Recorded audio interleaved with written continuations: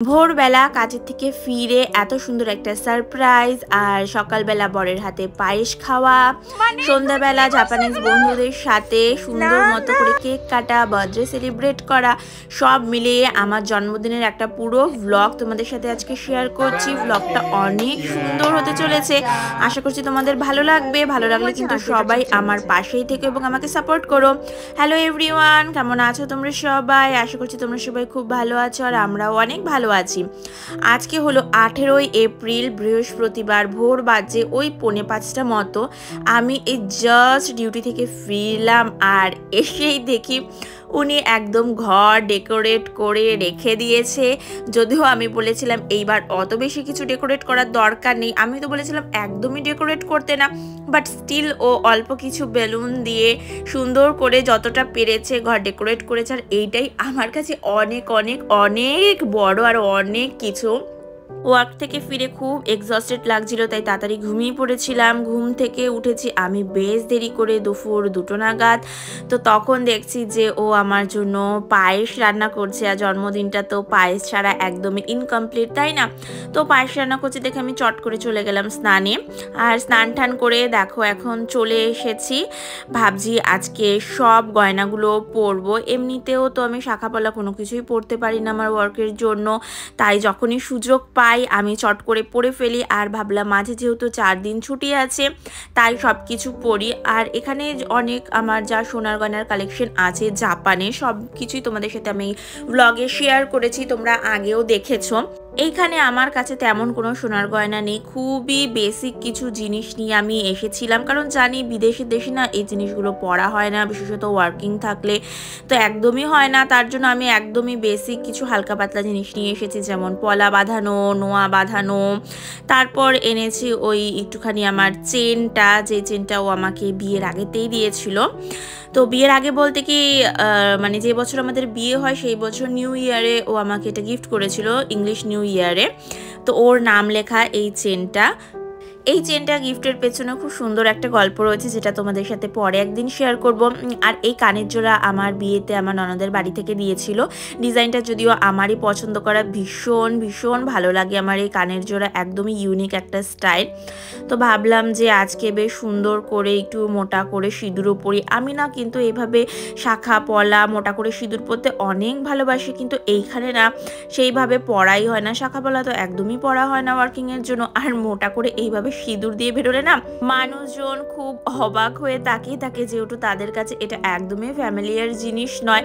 আর তাছাড়া প্রথম কয়েকজন মানে একটু ভয়ও পেত, জাপানিজরা যেহেতু খুবই কাইন্ড হার্টেড বা মানে একটু আনফ্যামিলিয়ার কিছু দেখলে তারা একটু সাধারণত ভয় পেয়ে থাকে। তো দ্যাটস ওয়াই আমি এত মোটা করে এখন সিঁদুর পরে রাস্তায় বেরোই না, অল্প করেই পরে বেরোই, কিন্তু সিঁদুরটা আমি ডেইলি পরে থাকি, কারণ এইটুকু অন্তত আমি মনে করি যে পরা উচিত। শাখা পলাগুলো না পরতে পারলেও কাজের জন্য এটা পরতে তো আমার বাধা নেই, তাই আমি ডেইলি অল্প করে হলেও পরে থাকি। আর যখন আর কি সময় সুযোগ পাই, যেরকম কোনো যদি অনুষ্ঠান হয়, পুজো হয়, বিবাহবার্ষিকী হলো, জন্মদিন হলো, বা লম্বা আমার একটা সপ্তাহের গোটা ছুটি রয়েছে, তো ওই সময়টাতে আমি কি করি, শাখা পলা সব কিছু বের করে পরে থাকি, কারণ আমার এগুলো পরতে ভীষণ ভালো লাগে। তো সব কিছু পরে লাস্টে এই জিনিসটা ভুলে যাচ্ছিলাম, এটা হচ্ছে আমার ডায়মন্ডের রিংটা, যেটা ও আমাকে আর কি আমাদের বাসরাতে দিয়েছিল। তো এই রিংটাও পরে নিলাম। এখন চলে আসি খাওয়া দাওয়া করতে। আমি কালকে রান্নাবান্না করে রেখেই গিয়েছিলাম যাতে ওর আজকে কোনো চাপ না পড়ে, তাই ও সকালবেলা উঠে জাস্ট পায়েসটা রান্না করেছে, আর মাছ থেকে শুরু করে সবই রান্না করে গেছিলাম, আর ভাতটা খালি বসিয়েছে। তো পায়েসটা এখানে এনে আমাকে নিজের হাতে খাইয়েও দিচ্ছে। তো এত দারুণ হয়েছিল, মানে ও রান্নাবান্না করলে এত দারুণ টেস্ট লাগে খেতে, বলার বাইরে। ওর হাতে যেন একটা আলাদাই জাদু রয়েছে। জন্মদিনে আর কি চাই, এরকম ভালোবেসে যদি কেউ একটু পায়েসও বানিয়ে দেয় না, তাও জন্মদিনটাকে খুবই স্পেশাল করার জন্য এনাফ। তাহলে চলো খাওয়া দাওয়া করে নি, তারপর দেখা হচ্ছে। মানে তুমি কি করছো এগুলো?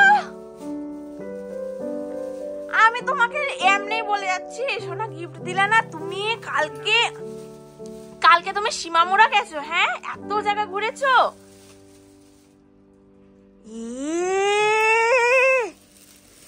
নান্দা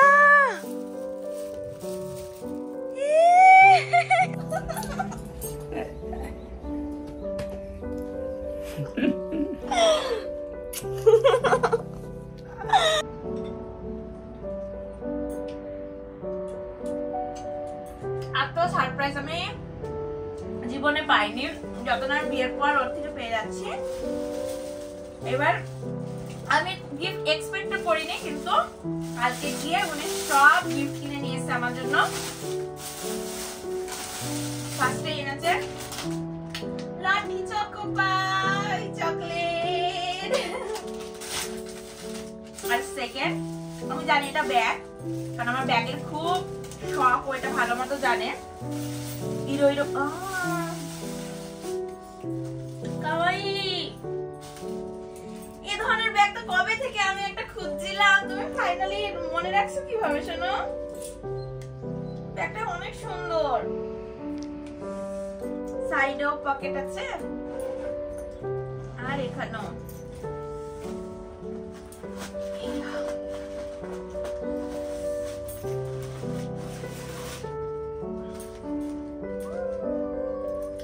এই ব্যাগগুলো খুবই ট্রেন্ডি ছিল একটা সময়, কত দাম নিয়েছে, কি করতে কিনতে গেছো? 2000 টাকা দাম নিয়েছে, 2400। খুশিও লাগে, আবার এত টাকা খরচ করলে খারাপও লাগে, কিন্তু কাওয়াই আরিগাতো।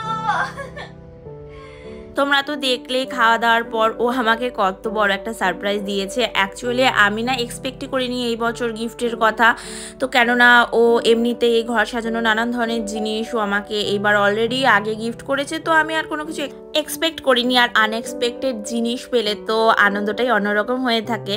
তো বিকেলের দিকে ও এইখানে চলে এসেছিল বিরিয়ানি রান্না করতে। তো আমার জন্মদিনে ও সমস্ত কিছু রান্না করে, 2 বছর ধরে আমাকে কোনো কিছুই রান্না করতে দেয় না, ইচ অ্যান্ড এভরিথিং ওই রান্না করে। যতক্ষণ ও রান্না করছিল আমি ভাবলাম যে ঠিক আছে আমি তাহলে একটু সেজে গুজে নিই। আর দেখো এখানে আমি ফাইনালি সেজে গুজে নিয়েছি। এই ড্রেসটা তো তোমরা জানোই সেইন থেকে আমি ফ্রি গিফট হিসেবে পেয়েছিলাম। তো এই ব্ল্যাক কালারের ড্রেসটা ওই আমাকে বললো যে এটা পরতে। আর নর্মালি সেজেছিলাম, খুব যে হেভি সেজেছিলাম তা না, চোখটাকে জাস্ট স্লাইটলি একটু সাজিয়েছিলাম। তো এইখানে তারপর আমরা চলে এসেছিলাম কিছু স্ন্যাক্স ভাজতে। এইখানে ছিল ফ্রোজেন খারাগে আর ফ্রোজেন ফ্রেঞ্চ ফ্রাই। তো এই খারাগে বা এই চিকেনের এই থাইয়ের পিসের পকোড়াগুলো তো জাপানিজরা খুব খুব খুব পছন্দ করে। আর ওর জাপানিজ কলিগ আর তার 3 ছেলে মেয়েকে ইনভাইট করেছে, তো তার জন্য এখানে আমরা কিছু স্ন্যাক্স রেডি করে নিচ্ছিলাম। তো স্ন্যাক্স রেডি করার পর চলে এসেছিলাম তোমাদের সাথে পুরো ডেকোরেশনটা ঘরে শেয়ার করার জন্য।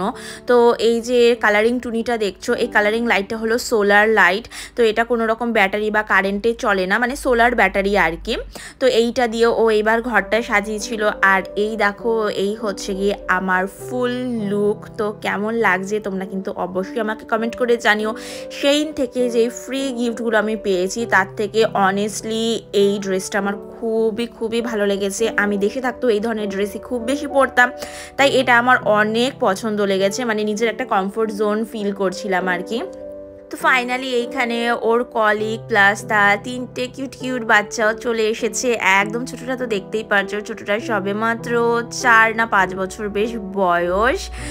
আর বড় জনের মেবি 13-14 বছর, আর মেজো জনের প্রবাবলি 8 ইয়ার্স হবে। আমি ঠিক তাদের বয়স জানি না, ছোট যে হিরো চান তার বয়সই জানি। তো আর আমার এখানে ছিল কেকটা নিজের খুব পছন্দর, আমি শিনচ্যান খুবই পছন্দ করি, তাই এইবার ওই শিনচ্যানের থিমের কেক গিয়ে অর্ডার দিয়ে এসেছিল। আর কেকটা দেখে আমার এত সুন্দর লাগছিল, কি কিউট তাই না? আর এইখানেও এই বাচ্চারা এই নয়েজ মেকারগুলো ফাটানোর জন্য খুবই এক্সাইটেড হয়েছিল।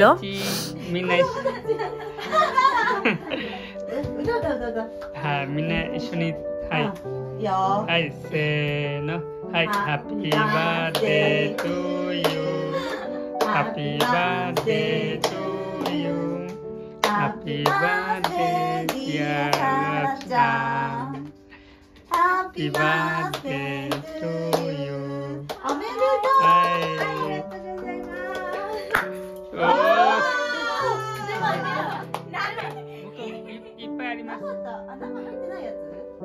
入ってます。すごい。ないですか？何買いました？ないや。ないですか？ তো ফার্স্টে তো কেক কেটে নিলাম, আর কেক কেটে নেওয়ার পর এই সুন্দর নয়েজ মেকারগুলো সবাই মানে ফাটানোর জন্য ট্রাই করছিল। তো ফার্স্টে মানে এই নয়েজ মেকারগুলো ওরা ভাবছিল যে এটার ভেতরে হয়তো কিছু থাকবে, কাগজ বা চিকিমিকি টাইপের, যেগুলো ফাটালে বেরিয়ে আসবে। বাট এইগুলো অন্যরকম, মানে এগুলো দিয়ে শুধু নয়েজ হবে, কোনো কিছু বেরোবে না। অ্যাকচুয়ালি আমার বর কিনে নিয়ে এসেছে, ও হয়তো খেয়াল করেনি যে কোনটা কি, তো ভেবেছে এটা দিয়েও বেরোবে ওই ধরনের কোনো কাগজ বা কোনো কিছু। তো দেখলো যে না, এটা দিয়ে তেমন কোনো কিছুই বেরোচ্ছে না, ভেতর দিয়ে খালি একটা কার্টুন ক্যারেক্টার টাইপ বেরোচ্ছে আর বেশ সুন্দর একটা নয়েজ বেরোচ্ছে। তো ওরা তিনজনে মানে খুবই মজা করছিল এইটা ফাটানোর জন্য, অনেকক্ষণ ধরে ওরা ওয়েট করছিল। ওর মাই বলছিল যে দাঁড়াও দাঁড়াও, আগে উইশ করে নি, তারপর গিয়ে এইগুলো ফাটিও। তো ফাইনালি এখানে আমি চলে আসলাম কেক কাটতে। এতক্ষণও কেক কাটেনি আর কি, ওরা সবাই উইশ করছিল, নয়েজ মেকারগুলো ফাটাচ্ছিল। তো এখানে কেকটা আমি খুবই সাবধানে কাটছিলাম, কারণ এতটা ওপরে ডেকোরেশন করা ছিল সব ক্যারেক্টার্স দিয়ে, নানান ধরনের চকলেট দিয়ে, কাটতে কাটতে অনেক কিছু মানে পড়ে যাচ্ছিল। তো আমি বললাম যে ঠিক আছে, আমি ফার্স্ট আমার কেকের বাইরে হিরো চান, মানে আমার বরের কলিগের ছোট বাচ্চাটাকে খাওয়াতে চাই। বাট বাচ্চাটা এত লজ্জা পাচ্ছিল, কিছুতেই আসছিল না, তার জন্য আর ওকে খাওয়ানো হয়নি। পরে কেক কেটে সবাইকে দেওয়া হয়েছিল। আর যেহেতু বেশ রাত হয়ে গেছিলো, 8টা মতো বেজে গিয়েছিল, তাই তাড়াতাড়ি ওদেরকে আমরা খাবার সার্ভ করে দিলাম। যা কিছু রান্না করেছিলাম, পায়েস, বিরিয়ানি, স্যালাড, তারপর ছিল স্টার্টার। যেহেতু বাচ্চারা ঝাল কোনো কিছুই খেতে পারে না আর আমাদের খাবারের সাথে হ্যাবিচুয়েটেড না, তার জন্য ওদের জন্য স্টার্টার করেছিলাম। আর ওর মা মানে আমার বরের কলিগ কুরুইওয়াসান, তো উনি খেয়েছেন বিরিয়ানি। তো খাওয়া দাওয়ার পর ওনারা এখন চলে যাচ্ছে বাড়ি। অনেকক্ষণ ছিল, 7টা থেকে প্রায় 9টা 9:30টার দিকে তারা বাড়ি গেছে। তো সন্ধ্যেটা খুবই জমজমাট ছিল, ভীষণ ভালো কেটেছে।